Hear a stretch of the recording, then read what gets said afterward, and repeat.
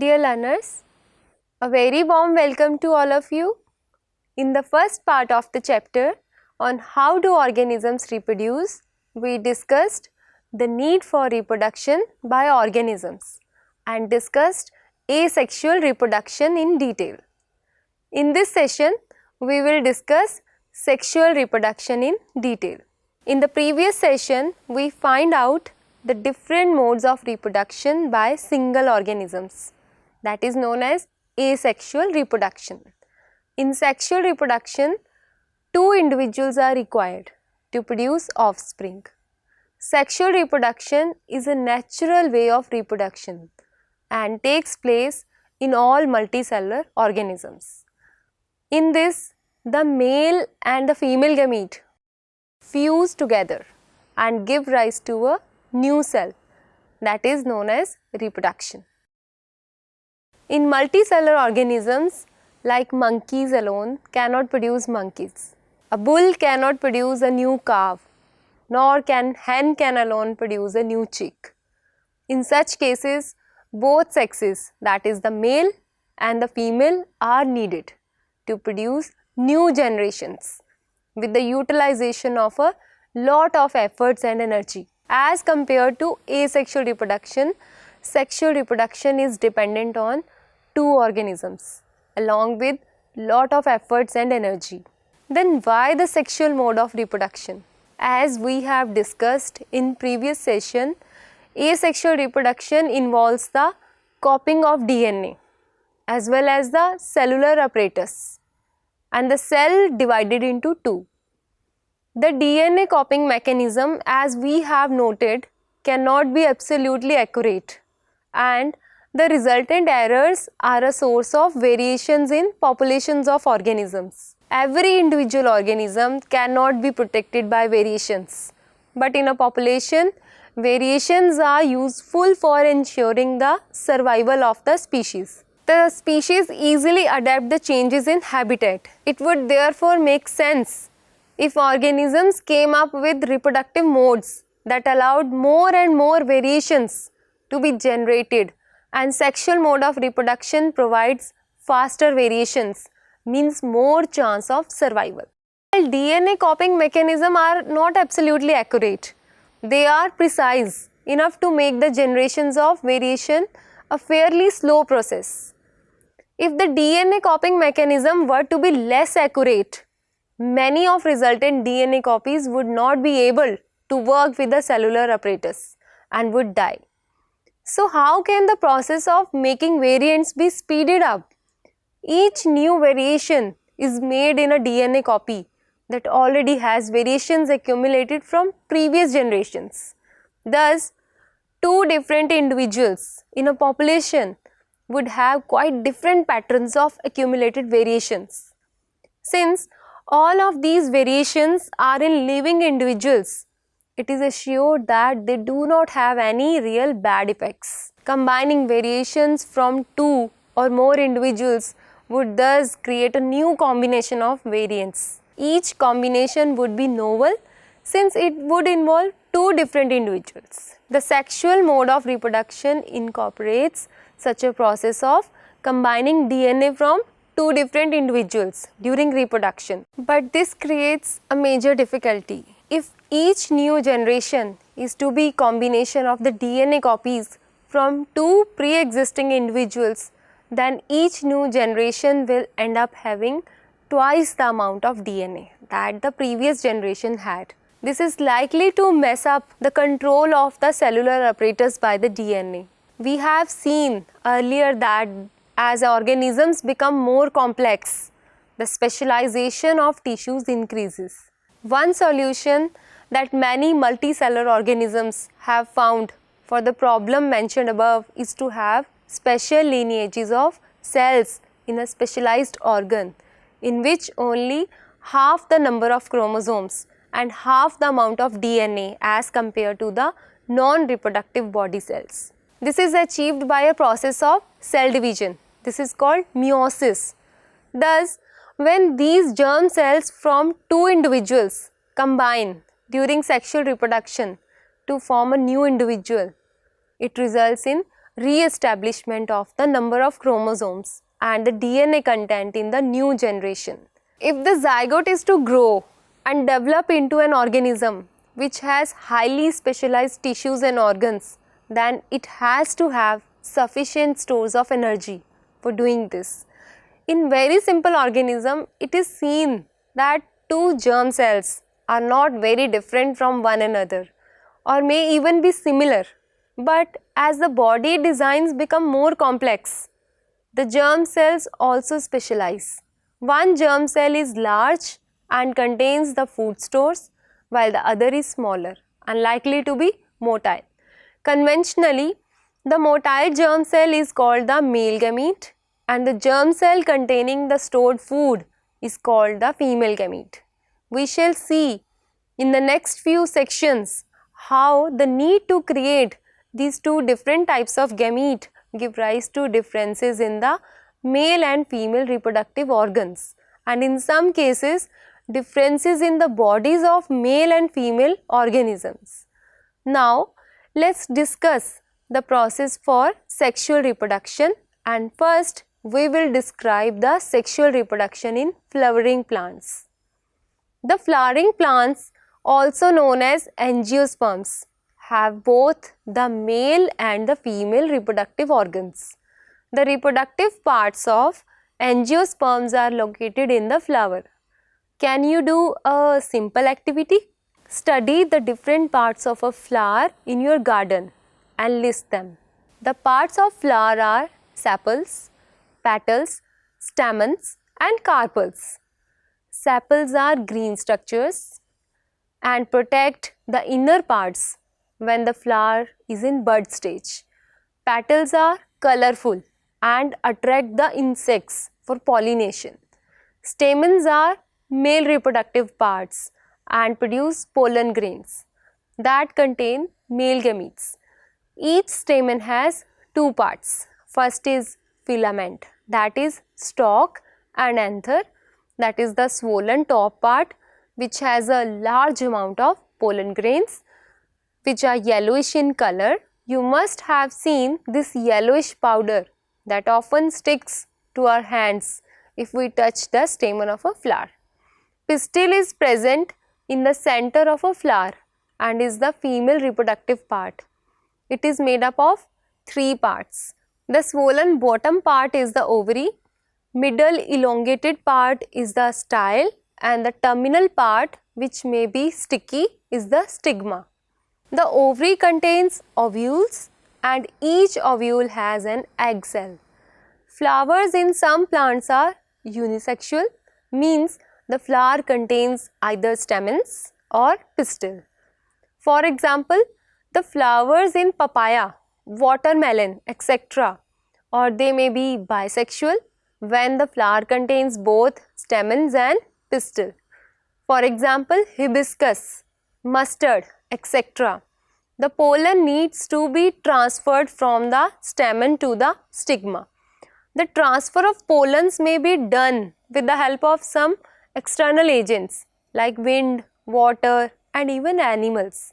Have you seen the butterflies on flowers? These butterflies are one of the best agents to transfer the pollen from one flower to another. If this transfer of pollen occurs in the same flower, it is referred to as self-pollination. On the other hand, if pollen is transferred from one flower to another, it is known as cross-pollination. After the pollen lands on a suitable stigma, it has to reach the female germ cells which are in the ovary. For this, a tube grows out of a pollen grain and travels through the style to reach the female gamete present in the ovule of the ovary. The two gametes fuse together. This process is known as fertilization. A zygote is formed which gets converted into an embryo. These give rise to a new seed which gradually turns into a fruit. After the fertilization, the ovary grows into a fruit and the ovule develops into the seed. The outer part of the flower, that is the petals, sepals and stamen, become dry and fall off. Stigma and style also fall off, leaving the ovary on the receptacle. The zygote inside the ovary gets its food from the ovule and grows by cell division to form an embryo. Parts of the ovule develop into a seed covering or seed coat. The fruits are the ripened ovary of a flower, which protects the seed. Some fruits are fleshy and juicy, for example mango, apple, orange, while some are hard like almonds and walnuts. Now, can you do an activity at home? Take some gram seeds, commonly known as chana, soak them in water overnight, drain the excess water and cover the seeds with a wet cloth and leave them for a day. Make sure that the seeds do not become dry. Now, cut open the seeds carefully and observe the different parts. Compare your observation with this figure and see if you can identify all the parts. You will see cotyledon, that is known as stored food, plumule, that is the future shoot, and radicle, that is the future root. Now, let's discuss reproduction in human beings. Okay, tell me, have you noticed changes in your body over the years? Like increase in height, replacement of milk teeth with a new one. All of these changes are general process of growth in which the body becomes larger. But in early teenage years, a whole new set of changes occurs that cannot be explained simply as body enlargement. Instead, the appearance of body changes. Some new features appear with new sensations. Some of these changes are different in boys and girls, and some are common to both, like appearance of hairs on different parts of the body, louder voices. The skin frequently becomes oily and we might begin to develop pimples.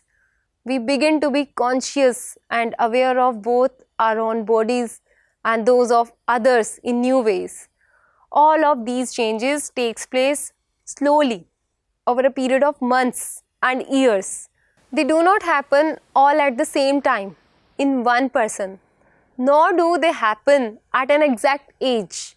In some people, they happen early and quickly, while in others, they can happen slowly. Also, each change does not become complete quickly either.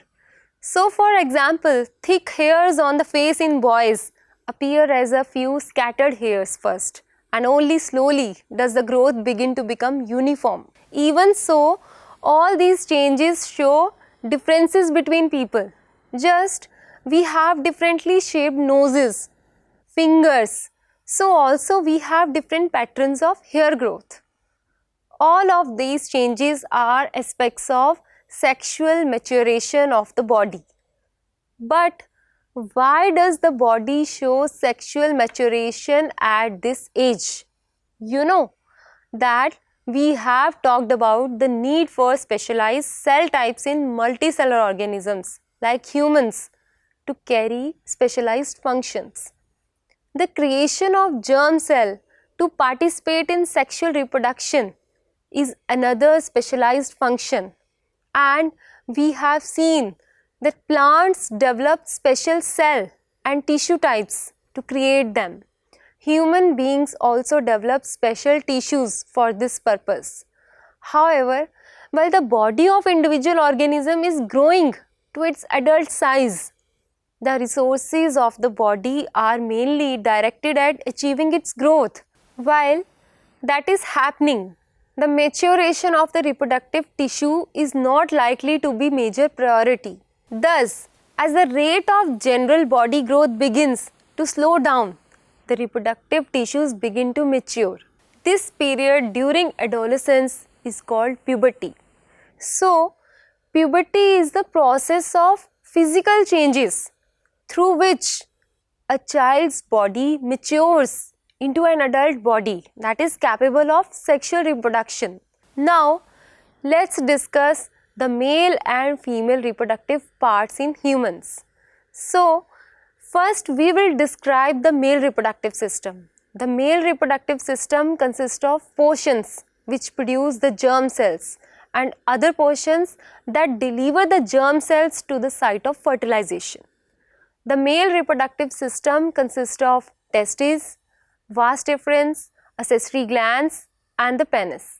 Testicles, that are also known as testes, these are a pair of oval shaped organs massed in a pouch called the scrotum. They are responsible for the production of sperms and the male hormone, that is known as testosterone. Next part is the scrotum.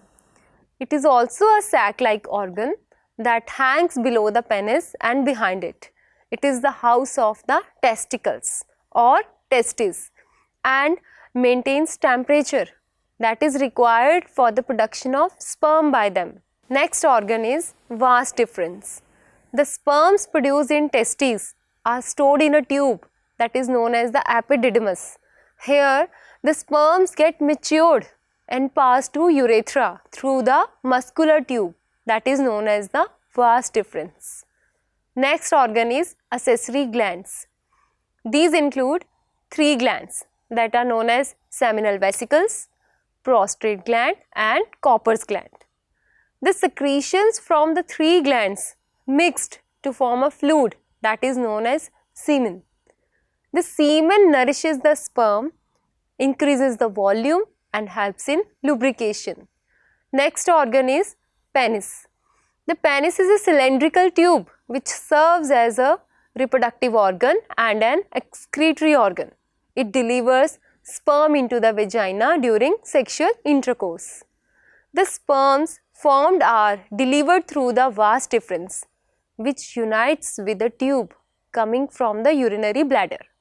The urethra thus forms a common passage for both the sperms and the urine. Along the path of the vas deferens, glands like prostate and seminal vesicles add their secretions so that the sperms are now in a fluid which makes their transport easier, and this fluid also provides nutrition. The sperms are tiny bodies that consist of mainly genetic material and a long tail that helps them to move toward the female germ cells. Now, let's discuss the female reproductive system.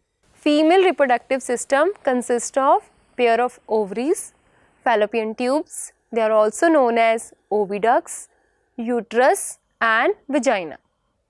The female germ cells or eggs are made in ovaries. They are also responsible for the production of some hormones. You know, when a girl is born, her ovaries already contain thousands of immature eggs. On reaching the puberty, some of these start maturing. One egg is produced every month by one of the ovaries. The egg is carried from the ovaries to the womb through a thin oviduct or a fallopian tube. The 2 oviducts unite into an elastic bag-like structure that is known as uterus. The uterus opens into the vagina through the cervix. The sperms enter through the vaginal passage during sexual intercourse. They travel upwards and reach the oviduct where they may encounter the egg. The fertilized egg, that is known as the zygote, starts dividing and forms a ball of cells or embryos. The embryo is implanted in the lining of the uterus where they continue to grow and develop organs to become fetus.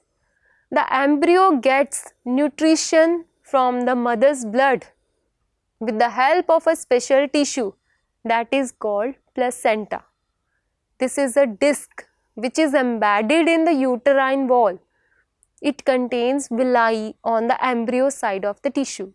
On the mother side are blood spaces which surround the villi. This provides a large surface area for glucose and oxygen to pass from mother to embryo. The developing embryo will also generate waste substances which can be removed by transferring them into the mother's blood through the placenta. The development of the child inside the mother's body takes approximately 9 months. The child is born as a result of rhythmic contractions of the muscles in the uterus. You know what happens when egg is not fertilized? If the egg is not fertilized, it lives for about 1 day. Since the ovary releases 1 egg every month, the uterus also prepares itself every month to receive a fertilized egg. Thus, its lining becomes thick and spongy.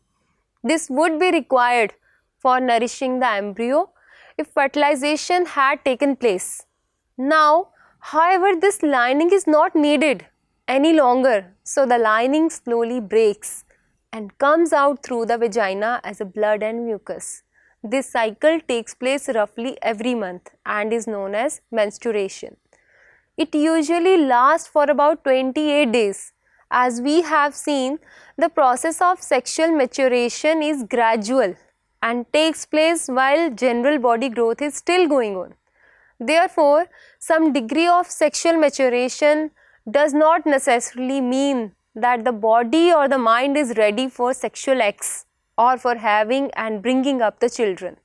In your previous class, you must have studied about the possible health consequences of having sex and some of the diseases that can be transmitted from person to person in a variety of ways. These include bacterial infections such as gonorrhea and syphilis, and viral infections such as warts, HIV/AIDS. Is it possible to prevent the transmission of such diseases during the sexual act? These can be avoided using a covering that is known as condom.